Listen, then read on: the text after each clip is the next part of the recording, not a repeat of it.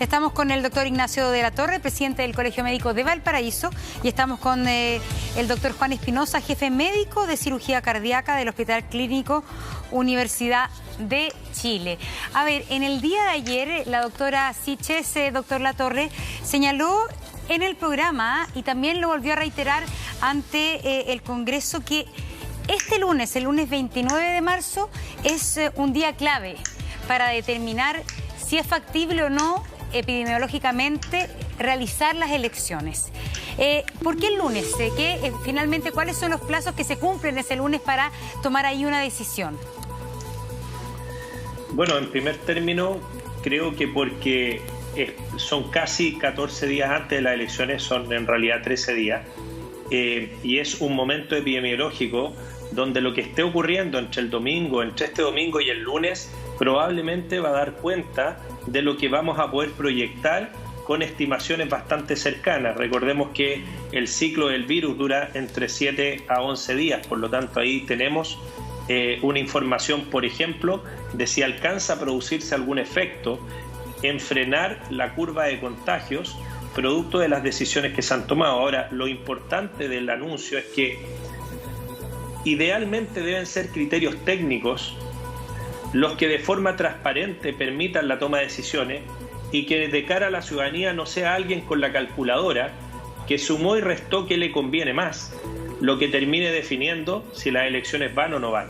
Porque en una crisis de confianza como la que tenemos, y donde muchas personas permanentemente piensan que las decisiones la autoridad las toma por su propia conveniencia y no por el bien común, en esta materia en particular tenemos que ser sumamente cuidadosos, y por eso la presidenta Isquia Siches lo que hizo fue decir que lo ideal es que en esta decisión participe todo el espectro social de nuestro país, y que al unísono y sin haber derrotado ni ganadores, sin haber unos que dieron la idea y otros que la rechazan, con criterios técnicos puedan tomar una decisión que defienda a la ciudadanía. En ese sentido, si me lo permite, quisiera hablar un poco de la paradoja chilena, en el sentido de que somos líderes, campeones mundiales en vacunación, pero al mismo tiempo estamos terceros en Latinoamérica en mayor cantidad de casos activos y contagios, y primeros en Latinoamérica en muertos por millón de habitantes, usando la definición de la OMS, que suma los fallecidos con PCR positivo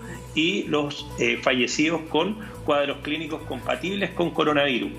Por lo tanto, 30.000 fallecidos hay en Chile para la OMS, esa es la cifra real. Y uno de los planteamientos tiene que ver primero con la comunicación de riesgo. Entonces, si nosotros le decimos a la ciudadanía que puede ir a votar de forma segura el próximo domingo, ¿de qué manera le estamos contando también que hay que cuidarse y quedarse en la casa? Si nosotros estamos respaldando una actividad donde se aglomera y reúnen muchas personas, ¿de qué forma podemos sostener que ellos se queden en su casa y no estén sacando permisos válidos o un poco truchos, por decirlo de una forma chilena, en cuanto a la realidad de lo que están haciendo? ¿Cómo le pedimos a un empresario que no es empresa esencial que no modifique su giro para quedar en el listado, si al final le estamos diciendo y estamos dando la señal de que estamos en un escenario donde millones de personas se pueden juntar? Y otro punto muy importante, eso es comunicación de riesgo y autocuidado. Y otro punto muy importante en esta paradoja chilena tiene que ver con las variantes extranjeras y las fronteras. Lo decía recién el doctor Espinosa, esto de decir tenemos todas las fronteras cerradas pero el aeropuerto está abierto, es algo que llama mucho la atención, que nosotros sigamos teniendo el aeropuerto abierto, sabiendo que las fronteras en este momento son la principal puerta de entrada para la variante brasilera y para la variante británica, y que frente a esas dos nuevas variables difícilmente podríamos enfrentar un escenario, por ejemplo, con un 61% más de contagiosidad, que es lo que han planteado hasta aquí la experiencia con la variante británica. Esa apertura del aeropuerto beneficia a unos pocos, y la propuesta es dejar restringidos los vuelos a solamente aquellos chilenos que deben volver por razones personales, familiares, de fuerza mayor, y reducir todo viaje que se realice por otros motivos, postergarlo, que en estos 15 días donde 14 millones de personas están en cuarentena, nuestro aeropuerto dé cuenta de la misma situación. Y ahí unos amigos ingenieros me hacían ver que existe en nuestro país la información en las empresas de telecomunicaciones para poder ayudar al sistema de registro sanitario de la trazabilidad, que tal como lo decía el doctor Espinosa, no hemos podido hacer una buena trazabilidad. Pues bien, ustedes, esto me lo explicaban hoy día, las empresas de telecomunicaciones pueden, a través de algoritmos, identificar con qué personas estuvo tu móvil. Hoy en día todos andamos con nuestro celular para todas partes y por lo tanto, si yo asocio un número de móvil que sería un paciente COVID positivo, puedo hacer un rastreo en los 3 días anteriores, 5 días anteriores y ubicar a las personas y enviarles un mensaje de texto en su celular que diga: usted el día tanto estuvo cerca de una persona con COVID, le solicitamos que haga un aislamiento preventivo y que en el día tanto se haga un PCR. Esa tecnología existe, tenemos que buscar una manera de canalizarla. ¿Por qué te cuento esto? Porque cuando el ministro dice esto es experto entre comillas, y cuando conversábamos sobre la toma de decisiones, lo más importante es que las decisiones ojalá tengan asidero, y cuando Montserrat comentaba es difícil tener la respuesta correcta, lo más difícil es hacer la pregunta correcta, y nosotros hoy día podemos preguntar y podemos decirle a los expertos en evidencia científica: las cuarentenas dinámicas funcionan, y ya podemos tener la experiencia del año pasado y ver si impactaron positivamente, y tenemos la experiencia de otros países y ver si funcionan antes de implementarlas. Lo que yo siento que ocurre, y eso es lo que de pronto a uno le molesta, es que se toma una decisión que no está respaldada por criterios científicos y después se buscan los criterios científicos para justificarla. Eso me parece demasiado cuestionable, porque esto en medicina, mis profesores siempre me decían cuando estábamos en tercer año, ahí tenía un excelente profesor, el doctor Chadid, cardiólogo, y él nos decía: tú no tienes que forzar al paciente a que tenga la enfermedad que tú crees, sino que tienes que escucharlo, tienes que examinarlo y con todos esos argumentos finalmente en periodismo también pasa, ¿eh? En periodismo también pasa. Se llama voluntarismo, ¿eh? Habían hartos directores de medios que mandaban a reportear con el título hecho, ¿eh? No los voy a sapear ahora porque son importantes directores han sido importantes directores de medios, mandan al reportero y le dicen: este es el título, y van a buscar las pruebas de que eso... Compruébalo. Entonces, el voluntarismo siempre es malo para todo este tipo de cosas. Tuviste un dato en la pasada que se lo pregunté al doctor Espinosa, que es bien bueno, y que lo comentaba el otro día con un médico extranjero, que después de que pase esto, ojalá pase luego, ¿no es cierto?, hay un dato que es bien interesante: la cantidad de muertos por millón en Chile, y que él tenía la impresión que nos iba a servir mucho para darnos cuenta de la cantidad de comorbilidad que tenemos en Chile. O sea, hay muchas personas fallecidas porque en la base de la salud chilena estamos mal, doctor Espinosa. Mucha obesidad, mucha hipertensión, mucha diabetes, mucha mala alimentación, de gente que ni siquiera es gorda, pero que está muy mal alimentada. O sea, a la base, ¿no es cierto?, nos está dejando también es un mensaje brutal.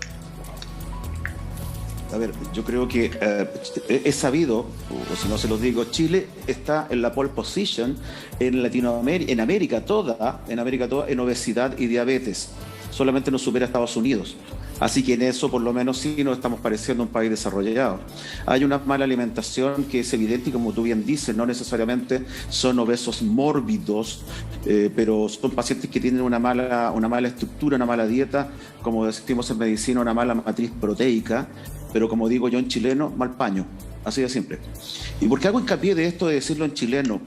Porque los médicos en general, no es el caso del doctor de la Torre, pero los médicos en general tendemos a hablar con tecnicismos, todos, y creo que es uno de los grandes problemas que ha ocurrido con esto de la pandemia.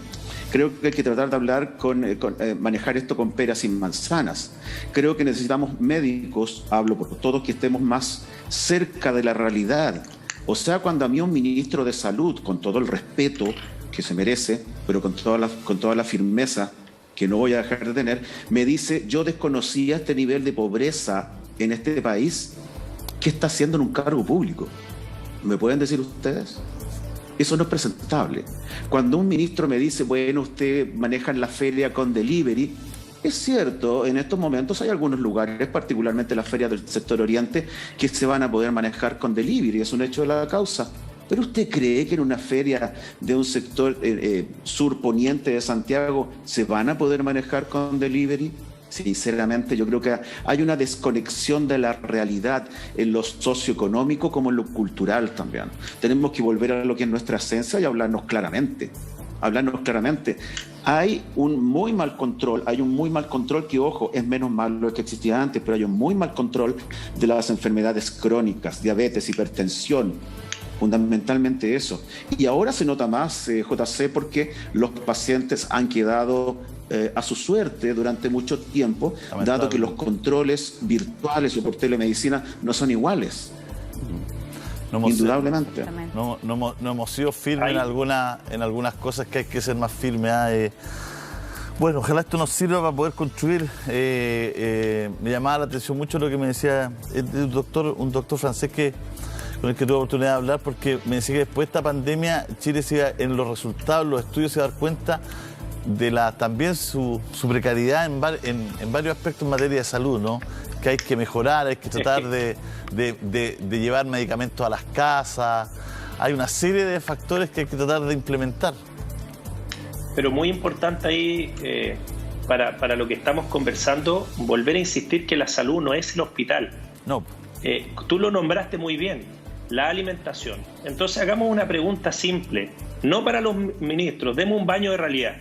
¿Cuánto sale seguir una dieta mediterránea? Hablemos, por ejemplo, de una ensalada saludable que tenga varias hojas verdes, que tenga tal vez tomate, que tenga algún tipo de queso maduro, cosa de que evitemos, ¿no es cierto?, el índice glicémico elevado, que tenga proteína, pongámosle salmón, pongamos pollo, pongamos tal vez carne.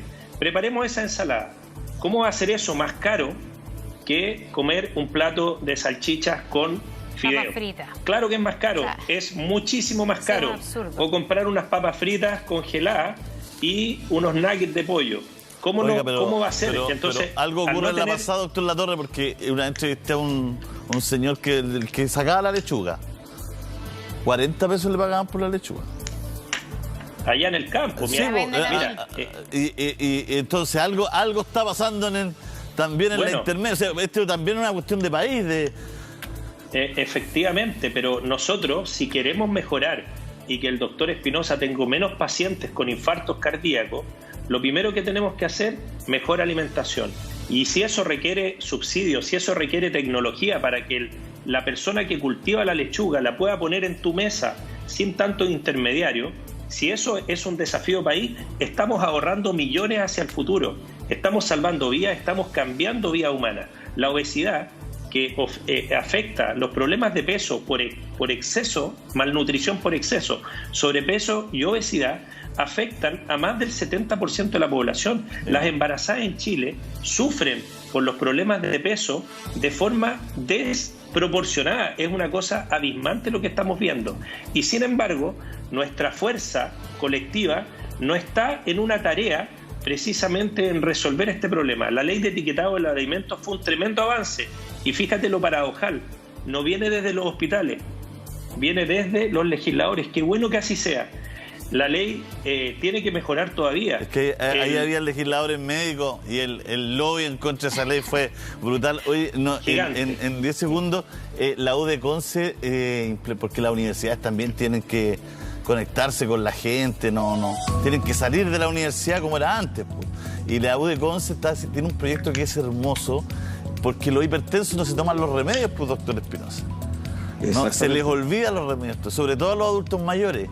Y tienen todo un plan que les dieron celulares a los adultos mayores y entonces un doble plan. Los alfabetizan digitalmente y le hacen chat entre ellos y alarmas para los horarios de los remedios. Entonces suenan las alarmas para los remedios, se comunican entre enfermos, creo que han salido hasta unos pololeos entre hipertensos ahí en la Universidad de Concepción, este plan en Hualpén, en distintos lados. O sea, lo que quiero, porque no todo es negativo, que quiero poner esta lucecita de esperanza, que creo que también hay gente que está trabajando, es más invisible, pero hay que ponerle ahí color a todo. Doctor Espinosa, después nos canta, ¿bueno? Doctor Espinosa, doctor Ignacio de la Torre, muchas gracias por estar con nosotros. Muchas gracias a ustedes. Tenemos